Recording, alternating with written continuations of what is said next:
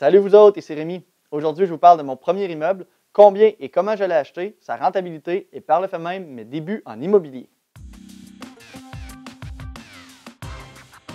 On recule à la fin 2011, je reviens tout juste de l'Europe après avoir habité là-bas quelques temps et je viens de décider de me lancer à mon compte en production vidéo. Au même moment, j'ai des amis qui sont deux frères jumeaux qui sont venus me voir à savoir si je voulais acheter leur immeuble, un duplex.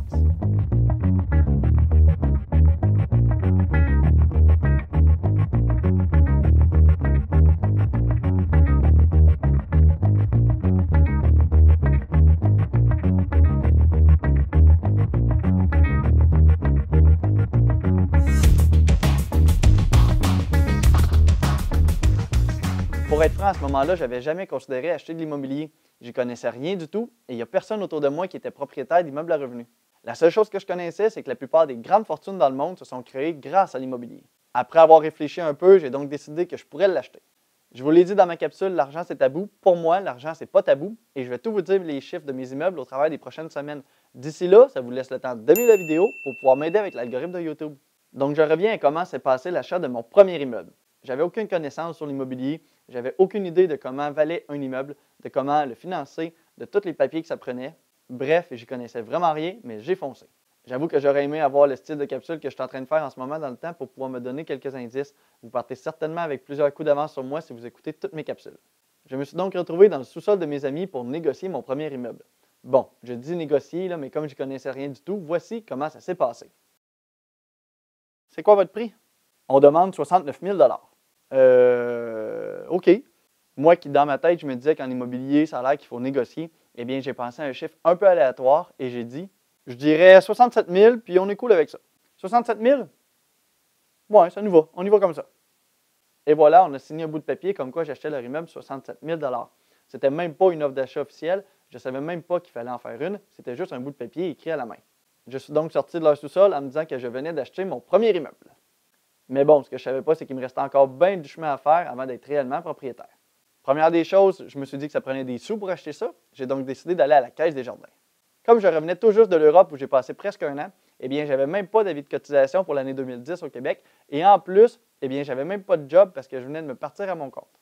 Bref, Desjardins m'ont refusé. Il n'y avait pas moyen d'avoir un prêt avec eux. Je suis donc allé à la Banque nationale et malheureusement pour moi, eh bien, ça a été le même discours. Ils ne me prêtent pas parce que j'ai pas de job. Bon, c'est plutôt normal, me direz-vous, mais en même temps, moi, je venais de démarrer à mon compte et j'étais convaincu que 6 mois plus tard, j'allais être riche. Donc, je ne comprenais pas pourquoi ils ne voulaient pas me prêter.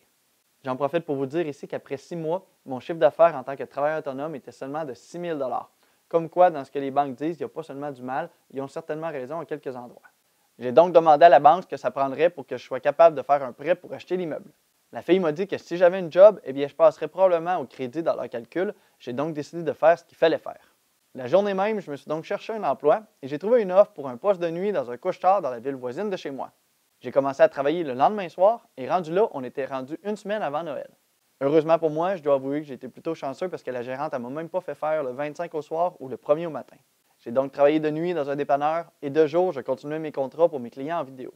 Je suis quand même pas un robot, je dormais de 8 h le matin à environ 1 h de l'après-midi, mais ça restait des courtes nuits. Quand j'ai reçu mon premier talon de paye, j'ai décidé de retourner voir la banque. Et ça n'a pas été facile, mais après un peu de discussion, j'ai finalement ressorti de là avec un financement accepté. Comme j'habitais chez mes parents depuis mon retour d'Europe, eh bien, j'ai dit à la banque que j'allais déménager dans un des logements du duplex.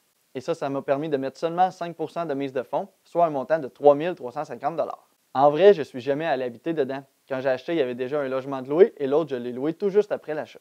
Si vous avez l'occasion de mettre seulement 5 % de mise de fonds sur un immeuble locatif en disant que vous allez habiter là, eh bien, faites-le. C'est sûr qu'il y a certaines situations où ça ne fonctionnerait pas. Comme du genre, si vous avez déjà une maison et que bizarrement, vous ne la vendez pas, même si vous dites que vous allez déménager dans votre autre logement. Mais si les circonstances le permettent, utilisez cette tactique-là. Même si vous n'allez jamais habiter là pour vrai, une fois que vous l'avez acheté, la banque ne pourra pas vous enlever l'immeuble juste parce que vous décidez de rester chez vos parents. Tout le monde a le droit de changer d'idée dans le temps. Bon, donc financement accepté, j'ai maintenant fait faire une inspection de l'immeuble. Ça m'a coûté 500 $ que j'ai payé en argent sur le coin du comptoir. Quand j'y repense, je suis pas mal certain qu'il ne l'a pas déclaré. Tout ça pour me faire dire que l'immeuble avait quand même pas mal de défauts, mais je m'en doutais, c'est quand même pas un immeuble qui est très jeune. Ça m'a donc pas trop fait peur et j'ai continué. Finalement, en février 2012, presque 3 mois après avoir débuté cette aventure-là, incluant le temps des fêtes, j'ai finalement acheté mon premier immeuble. Je suis sorti du notaire avec les clés en main et sérieux, à partir de là, j'avais aucune idée quoi faire. Je suis finalement allé faire la rencontre avec les locataires et c'est comme ça que mon histoire avec l'immobilier a débuté. Au fil des années, j'ai refait faire l'extérieur de l'immeuble et ça m'a coûté environ 17 000 $. Mais sur ce montant-là, il y a un montant de 9 000 $ qui était remboursé par le programme Réno Climat. Ça fait que ça m'a coûté environ seulement 8 000 $. Parlons de chiffres maintenant. Au départ, les loyers étaient bas et c'est d'ailleurs une des raisons pourquoi l'immeuble était vendu pas très cher. Le loyer du haut, où c'est encore la même locataire qui reste dedans aujourd'hui, eh bien son loyer n'était pas très haut quand j'ai acheté, il était de 300 $ pour un 4,5. Depuis, je l'ai tranquillement augmenté pour suivre le coût de la vie et son loyer est maintenant à 360 $.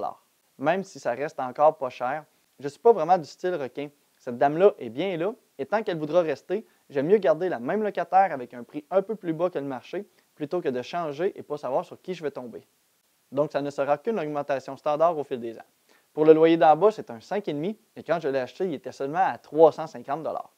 Je l'ai aussi augmenté au travers des années, beaucoup plus pour celui-là entre les changements de locataire. Aujourd'hui, le loyer est de 485, ça reste encore bas, mais ça augmente graduellement. Il faut dire aussi que ce n'est quand même pas un immeuble qui est très jeune. Je vais prendre mes chiffres de 2018 pour pouvoir voir sa rentabilité. À ce moment-là, mes revenus de location étaient de 9 414 $. Au courant de l'année, je n'ai pas eu beaucoup de dépenses. On a entre autres la pelouse qui a coûté 382 et on a le changement des 2 tanks à eau chaude qui a coûté 391. Faites pas le saut, je n'ai pas un très gros rabais sur des tanks à eau chaude. Un montant de 391, c'est seulement le tandem. Le reste, pour les tanks à eau chaude proprement dit, eh bien, c'est quelque chose qui est passé en amortissement pour les prochaines années. On a ensuite les taxes municipales à 1 786 et aussi les taxes scolaires à 140 $.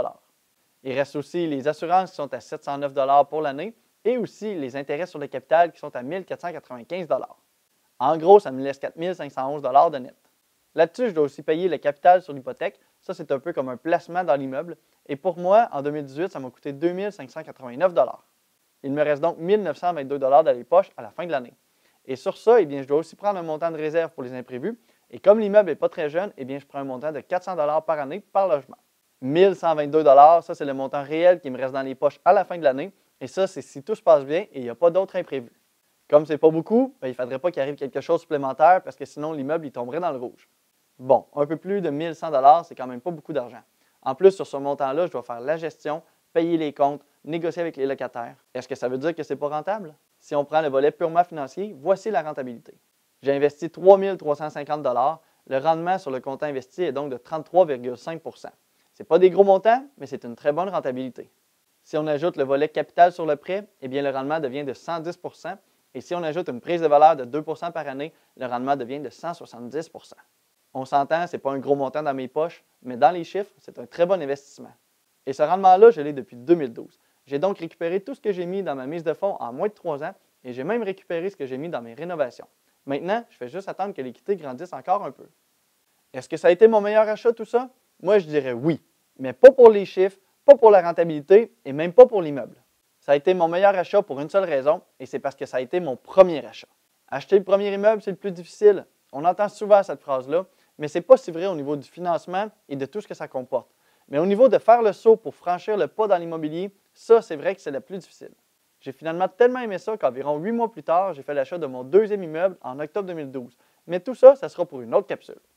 Il y a une phrase en immobilier qui dit « Le meilleur moment pour acheter un immeuble, c'était il y a 20 ans, et le deuxième meilleur moment, c'est maintenant. » Ça veut dire que peu importe quand tu l'achètes, ça sera toujours un bon moment parce que la rentabilité va commencer au moment où tu fais l'achat. Passez à l'action, n'ayez pas peur. Si tu veux mettre toutes les chances de ton côté, abonne-toi à ma chaîne pour en apprendre plus sur l'immobilier et la finance. Si tu as apprécié d'entendre des vrais chiffres, aime la vidéo, ça va m'aider avec l'algorithme de YouTube. Merci de votre écoute, à la prochaine. Après avoir réfléchi un peu, je suis malade.